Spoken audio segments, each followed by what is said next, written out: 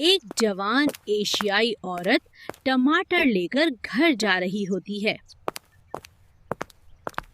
वो सड़क किनारे टमाटरों की टोकरी रखकर पानी पीने चली जाती है। इसी दौरान एक ट्रक आकर टोकरी से टकरा जाता है।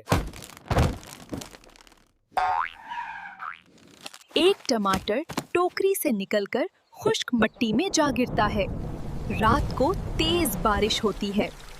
बारिश के बाद टमाटर से एक नन्हा सबज अंकुरत निकल आता है। कुछ दिनों बाद सख्त धूप पड़ती है और अंकुरत सूखने लगता है। इसी वक्त एक कैंगरू तालाब के पास आता है। कैंगरू मोटर और लंबी पाइपलाइन के जरिए पानी लाता है। कुछ ही दिनों में अंकुरत एक मजबूत टमाटर के पौधे में बदल जाता है।